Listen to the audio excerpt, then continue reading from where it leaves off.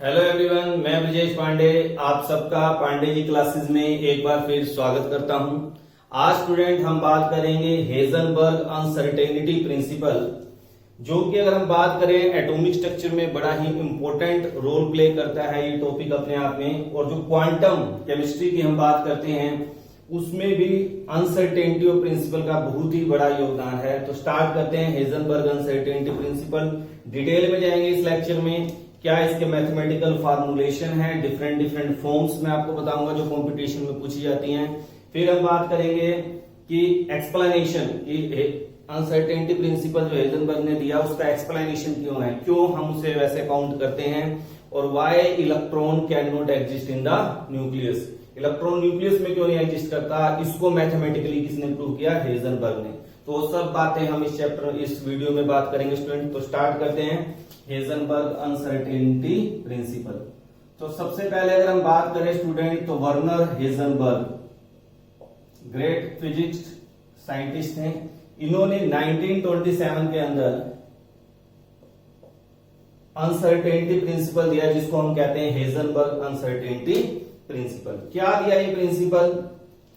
अगर हम de Broglie की बात करें तो डी ब्रोगली ने यह कहा था कि इलेक्ट्रॉन, प्रोटॉन, मैक्रोस्कोपिक पार्टिकल यानी मैक्रो और माइक्रो सारे क्या करते हैं, ड्यूल नेचर शो करते हैं, wave as well as particle. वहां पे लिमिटेशन निकल के आई थी डी ब्रोगली की कि it is only applicable for the microscopic particle. मगर हेजनबर्ग ने पहले ही कह दिया कि मैं जो भी बातें कर रहा हूं that is only for the microscopic particle. इसने मैक्रोस्कोपिक के बारे में बात नहीं की और बिल्कुल सही प्रिडिक्शन की। और आज के टाइम में जो हम ऑर्बिटल कॉन्सेप्ट की बात करते हैं वो भी अनसर्टेनिटी प्रिंसिपल के थ्रू ही हमारे सामने आया। तो बात करते हैं क्या कहा हेजनबर्ग ने। उसने कहा कि it is impossible to calculate position as well as momentum of. अब यहां बड़ा इंपॉर्टेंट पॉइंट है स्टूडेंट, ध्यान देने वाला। It is impossible to calculate position as well as momentum of कौन से particle, of microscopic particle, microscopic particles. इसने पहले ही कह दिया कि मैं केवल माइक्रोस्कोपिक पार्टिकल की बात कर रहा हूं with certainty at the same time. ये बड़ा इंपॉर्टेंट पॉइंट है। अब आपने सर आपने लिखा है, हमें क्लियर नहीं है, क्या कहना चाह रहे हो थोड़ा बताइए। तो मैं उसको एक्सप्लेन करता हूं स्टूडेंट, ध्यान से समझिए। हेजनबर्ग ने क्या कहा कि हमारे पास जितने माइक्रोस्कोपिक पार्टिकल, सपोज करिए इलेक्ट्रॉन की बात कर रहे हैं, प्रोटॉन की बात कर रहे हैं, या कोई भी माइक्रोस्कोपिक पार्टिकल जिनको हम एक डाइस से नहीं दे सकते, जब वो मूविंग करते हैं, मोशन में होते हैं, तो उस टाइम पर मैं उसकी पोजीशन और मोमेंटम दोनों को एक ही टाइम पर विद एक्यूरेसी कैलकुलेट नहीं कर सकता। It is impossible to calculate position as well as momentum of microscopic particle with certainty at the same time. और उसी ने पोजीशन को जो अनसर्टेनिटी को रिप्रेजेंट किया उसको रिप्रेजेंट किया डेल्टा एक्स से, और मोमेंटम की अनसर्टेनिटी को रिप्रेजेंट किया डेल्टा पी से। और मैथमेटिकली एक फार्मूला दिया गया greater than equal to h upon 4 pi. अभी मैं इसका थोड़ा सा आइडिया भी दूंगा कि ये फार्मूला कैसे बना, उसकी बात करेंगे। तो delta x into delta p क्या हो जाएगा, greater than equal to h upon 4 pi. तो अगर मैथमेटिकली अगर हम बात करें, कई बार आपसे कहा जाता है कि मैथमेटिकली बताएं हेजनबर्ग अनसर्टेनिटी प्रिंसिपल क्या है, तो आप क्या कहेंगे delta x into delta p greater than equal to h upon 4 pi. जहां पे डेल्टा एक्स क्या है, uncertainty in position, uncertainty in position. और अगर डेल्टा पी की बात करें तो अनसर्टेनिटी इन मोमेंटम। अब हमें पता है स्टूडेंट जो मोमेंटम होता है P that is mass into velocity. तो डेल्टा P की अगर हम बात करें यानी अनसर्टेनिटी इन मोमेंटम की अगर हम बात कर रहे हैं तो हमें पता है मास तो चेंज होने से मास तो सेम रहेगा। तो ये क्या हो जाएगा, अनसर्टेनिटी इन वेलोसिटी। तो इसी को मैथमेटिकली हम स्टूडेंट ऐसे भी लिख सकते हैं कि delta x into m into delta v is greater than equal to h upon 4 pi. और इसी रिलेशन को मैं ऐसे भी लिख सकता हूं delta x into delta v equal to h upon 4 pi m delta 4 pi m तो ये मेरे पास एक रिलेशन आ गया जिसको हम बोलते हैं हेजनबर्ग अनसर्टेनिटी प्रिंसिपल। इसी रिलेशन को मैं थोड़ा सा और अगर एक्सटेंड करूं कंपटीशन पॉइंट व्यू से बात करें स्टूडेंट, इसी को और भी तरीके से रिप्रेजेंट किया जा सकता है। उसको कैसे, मैं आपको एक्सप्लेन करता हूं। देखिए अब हम एक और फॉर्म करते हैं, फिर उसके बाद डिटेल में चलेंगे, बात करेंगे कि हमें पता है delta x into delta p, अभी हमने बात की greater than equal to h upon 4 pi. ठीक है स्टूडेंट, अब ध्यान से देखिए, हमें पता है कि जो मोमेंटम है, जो मोमेंटम है स्टूडेंट, वो क्या है? मोमेंटम क्या होता है स्टूडेंट बताइए? Mass into velocity. मोमेंटम क्या हो गया हमारा? Mass into velocity. और इस रिलेशन को मैं थोड़ा सा देखिए कैसे कर रहा हूं, टाइम इंटू टाइम। अगर मैं अप और डाउन दोनों को टाइम से मल्टीप्लाई कर दूं तो मेरे ख्याल से ये बात में कोई फर्क नहीं पड़ता। मगर हमें पता है कि वेलोसिटी अपॉन टाइम क्या होता है? Acceleration. Mass into acceleration into time. और मास इंटू एक्सीलरेशन स्टूडेंट आप सबको पता है क्या होता है? फोर्स होता है। Force into time. तो मेरे पास जो मोमेंटम है स्टूडेंट, उसको मैं सिंपली कह सकता हूं फोर्स इंटू टाइम। अगर मैं दोनों साइड पे डिस्टेंस से मल्टीप्लाई कर दूं तो momentum into distance equal to force into distance into time. ठीक है, अब ये थोड़ा सा डिफरेंट फॉर्म आ जाएगी, ध्यान देना। फोर्स इंटू डिस्टेंस क्या होता है सबको पता है? एनर्जी। तो आप कहेंगे एनर्जी इंटू टाइम। अब ध्यान से देखना स्टूडेंट, अभी जैसे हमने लिखा है डेल्टा एक्स, अब ये हमारा मोमेंटम और डिस्टेंस, तो यानी कि delta x into delta P किसके इक्वल हो जाएगा? Delta E into delta T. तो another form of Heisenberg uncertainty principle we may write uncertainty in energy into time is always greater than equal to h upon 4 pi। ये भी एक formula बनता है mathematically Heisenberg uncertainty principal का, जो कि हम इसको मॉडिफाई करके करते हैं। कैसे करते हैं वो सारा मैंने आपको एक्सप्लेन किया है।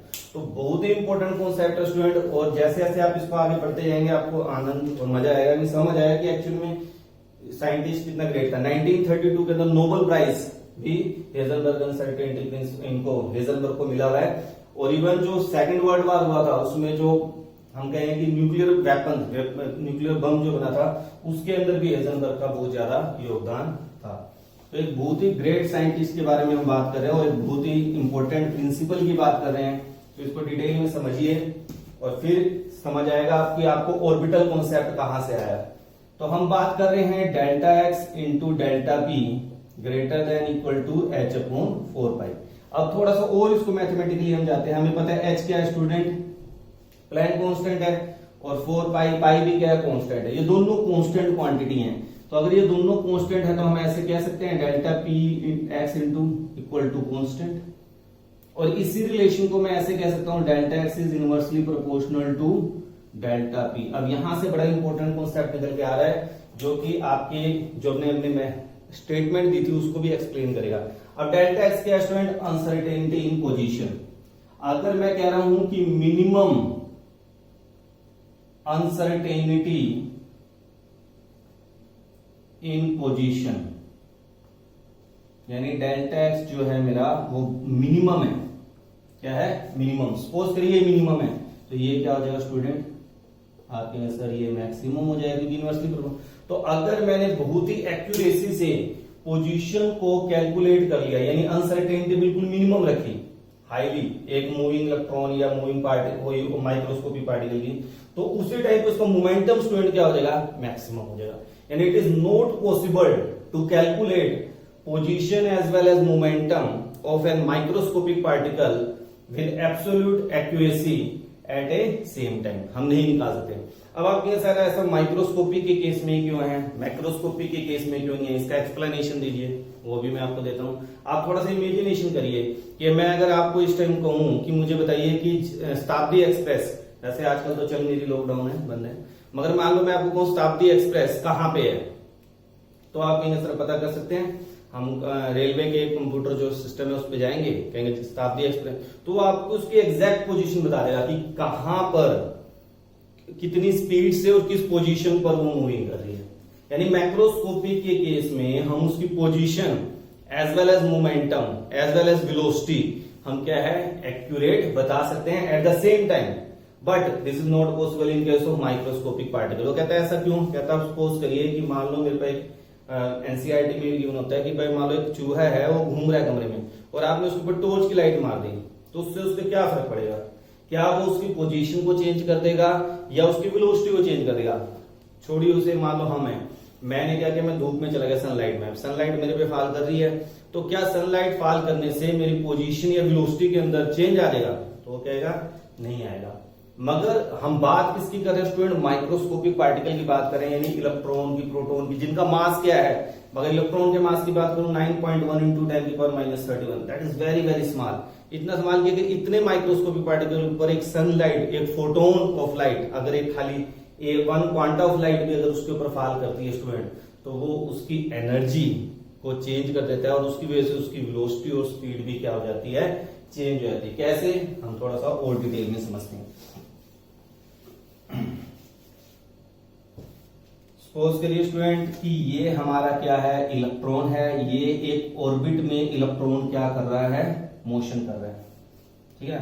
एक्सपेक्टेड पाथ इलेक्ट्रॉन का क्या है? ये है।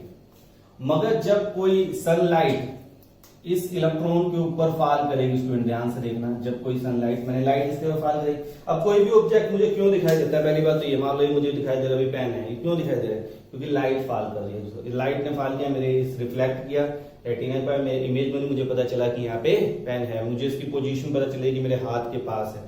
तो पोजीशन कैसे पता चलती है? या किसी भी, अब इलेक्ट्रॉन से जो लाइट रिफ्लेक्ट हुई, इसने कुछ एब्जॉर्ब किया, कुछ रिफ्लेक्ट की, तो जो रिफ्लेक्ट हुई उसको मैंने क्या किया? यहाँ माइक्रोस्कोप लगा दो, माइक्रोस्कोप के थ्रू मैंने देखा, तो मुझे यहाँ पे दिखाई दिया कि भाई अल्ट्रा माइक्रोस्कोप की यहाँ पे इलेक्ट्रॉन है।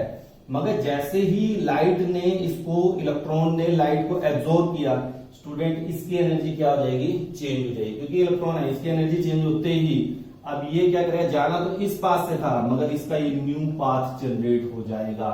और जब इलेक्ट्रॉन पे लाइट फॉल करेगी तो वो उसकी position as well as velocity दोनों को क्या कर देगी? चेंज कर देगी। और जिसकी वजह से मैं exact position as well as momentum electron या फिर माइक्रोस्कोपिक पार्टिकल के केस में नहीं कैलकुलेट कर सकता। फिर यहाँ पे बात करते हैं फिजिक्स की। वो क्या कहता है कि अगर मुझे किसी ऑब्जेक्ट की, माइक्रोस्कोपिक ऑब्जेक्ट की एक्यूरेसी से पोजीशन निकालनी है, तो रूल क्या है ऑप्टिक्स का? अकॉर्डिंग टू ऑप्टिक्स क्या कहता है? Shorter is the wavelength, shorter is the wavelength, higher is accuracy in position, accuracy in position. हम उतनी ज्यादा एक्यूरेसी से पोजीशन को मेजर कर सकते हैं। तो कहता कर लो, अगर हमने शॉर्टर वेवलेंथ की लाइट को फॉल किया, शॉर्टर अगर वेवलेंथ की लाइट को हमने फॉल किया स्टूडेंट, अगर शॉर्टर वेवलेंथ है तो एनर्जी क्या हो जाएगी? हाई। अब एनर्जी अगर हाई है तो आपको पता है हाईली एनर्जेटिक लाइट अगर मैं इलेक्ट्रॉन के ऊपर फॉल करूंगा तो वो उससे एनर्जी को गेन करके अपनी position as well as velocity को चेंज कर देगा। तो हम यहाँ पे हमारा क्या है? हम उसकी ना तो पोजीशन को ढंग से मेजर कर पा रहे हैं ना मोमेंटम को। अब भी साइंटिस्टों ने दूसरा कहते हैं छोड़ो हाइयर वेवलेंथ, हम क्या कहते हैं? हाइयर वेवलेंथ फॉल कर देते हैं। कहता है चलो हाइयर वेवलेंथ कर देते हैं, एनर्जी कम होगी तो इलेक्ट्रॉन की पोजीशन थोड़ी सी कम डिस्टर्ब होगी, एक्यूरेसी ज्यादा आएगी। कहता नहीं, तब भी पॉसिबल नहीं है। वो कहता क्यों? क्योंकि अगर हमने हाइयर वेवलेंथ की लाइट को फॉल किया तो आप सबको पता होना चाहिए कि हमारी जो आईज हैं they only see in a visible region. हम केवल एक विजिबल रीजन के अंदर क्या कर सकते हैं? ढंग से देख सकते हैं। अगर उससे ज्यादा वेवलेंथ की लाइट है तो हमें उसमें कोई अगर ऑब्जेक्ट पड़ा भी है तो हमें क्लियरिटी तो आ रही, नजर तो आएगा नहीं, तो हम उसकी पोजीशन कहां से बताएंगे? तो दैट इज अगेन, अगर हाइयर वेवलेंथ की लाइट फॉल करते हैं तो it is not possible to calculate position as well as momentum with accuracy. तो आपको मेरे ख्याल से बड़ी अच्छी तरह समझ आ गया होगा कि क्यों हेजनबर्ग ने ऐसा कहा कि इलेक्ट्रॉन के केस में ऐसा पॉसिबल नहीं है। ठीक है, अब हम बात करते हैं स्टूडेंट, हेजनबर्ग ने एक और ही बड़ा इंपॉर्टेंट काम किया जिसको हमें समझना चाहिए। क्या? कि मैथमेटिकली किसी ने प्रूव नहीं किया। जैसे रदरफोर्ड ने न्यूक्लियस की डिस्कवरी की, फिर इलेक्ट्रॉन की डिस्कवरी, मगर किसी ने ये नहीं, अब बोर्स ने कहा इलेक्ट्रॉन घूम रहा है, न्यूक्लियस के बाद। अच्छा, इलेक्ट्रॉन न्यूक्लियस में क्यों नहीं है? क्योंकि हम जनरली अगर बात करें तो न्यूक्लियस पे क्या है, पॉजिटिव चार्ज, इलेक्ट्रॉन पे नेगेटिव अट्रैक्ट होना चाहिए, तो इलेक्ट्रॉन को तो न्यूक्लियस में है। ये बातें हमने की तो गौर से नहीं, ये तो एक्सप्लेन किया कि बाहर है स्टेबिलिटी ऑफ एटम, मगर ये मैथमेटिकली किसी ने प्रूव नहीं किया कि why electron can not exist in the nucleus. Electron क्यों नहीं एग्जिस्ट कर सकता, उस बात को, बड़ा इंपॉर्टेंट क्वेश्चन है, why electron can not exist in nucleus, nucleus में एग्जिस्ट क्यों नहीं कर सकता।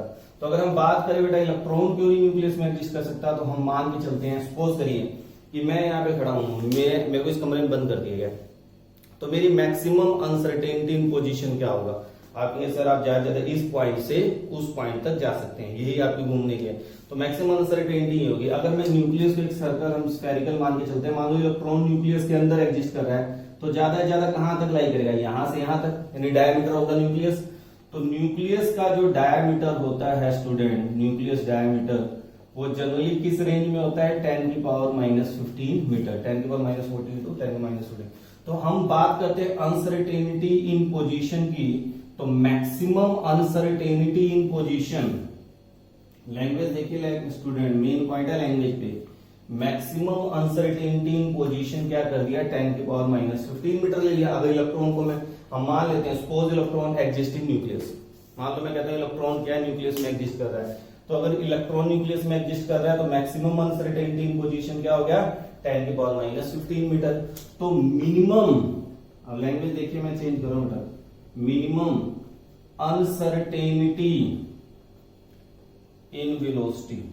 अब मिनिमम क्यों कह दिया, क्योंकि अगर ये मैक्सिमम है तो डेल्टा वी क्या होगा, मिनिमम होगा। तो हमें पता है delta x into delta v equal to h upon 4 pi m, और हमें डेल्टा वी निकालना है, डेल्टा वी क्या हो जाएगा, H upon 4 pi M into delta x. बाकी सारी वैल्यूज आपको पता है, तो डेल्टा वी क्या हो जाएगा, 6.6 इंटू 10 की पावर -34 जॉल सेकेंड, 4 पाई 22/7 इंटू एम की वैल्यू 9.1 इंटू 10 की पावर -31 किलोग्राम, डेल्टा एक्स 10 की पावर -15।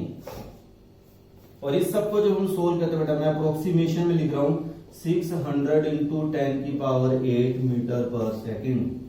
वैसे बिल्कुल एग्जैक्ट जब स्टडी करोगे 5, 6, 7 के आसपास आता है, मतलब मैं राउंड फिगर में ले रहा हूं, तो मैंने अप्रोक्सीमेशन मान लिया, डेल्टा वी क्या हो गया। और इसी को अगर स्टूडेंट में अगर ऐसे लिखूं 200 इंटू 3 इंटू 10 की पावर 8 मीटर पर सेकेंड, तो कोई दिक्कत नहीं है। अब आप सबको पता है 3 इंटू 10 की पावर 8 मीटर पर सेकेंड क्या है, velocity of light, that is the answer. Minimum की बात करें, मिनिमम अनसर्टेनिटी इन वेलोसिटी जो है वो कह रहा है 200 times greater than the velocity of light, that is not possible. जो कि आपको पता है कि पॉसिबल नहीं है, कोई भी चीज अभी तक हमने बात नहीं की जिसकी वेलोसिटी क्या हो, वेलोसिटी ऑफ लाइट से ज्यादा, ऊपर से मिनिमम क्या है, मिनिमम कितना कह रहा है, 200 times greater than the velocity of light, that is again impossible। तो that's why electron cannot exist in the nucleus। ठीक है स्टूडेंट। अच्छा, अगर हम बात करें, हमने डी ब्रोगली की बात की थी, lambda equal to h upon p होता है, तो यानी जो मोमेंटम है स्टूडेंट वो इनवर्सली प्रोपोर्शनल होता है वेवलेंथ की। इसीलिए भी हमने बात भी की थी, shorter is the wavelength high, तो मोमेंटम क्या हो जाएगा, हाई हो जाएगा। तो एक्यूरेसी से नहीं निकाल सकते हो, थोड़ा वो जो हमारा फार्मूला डिराइव हुआ है एच अपॉन कांस्टेंट क्वांटिटी, वो यहीं से बन के आया स्टूडेंट। जो मोमेंटम को हमने लिया h अपॉन 4 पाई, जो एक्यूरेसी निकाली गई वो यहीं से निकाली गई, ठीक है, यहां से आपका फार्मूला क्या हुआ, डिराइव हुआ था। तो मुझे उम्मीद है कि आपको ये लेक्चर पसंद आया होगा, और कहीं पे भी आपको और कहीं डाउट लगता है तो आप मुझे कमेंट बॉक्स में मेंशन करें। नेक्स्ट वीडियो में हम इसके न्यूमेरिकल्स की बात करेंगे, किस तरह एग्जाम में न्यूमेरिकल पूछे जाते हैं। Thank you, have a nice day.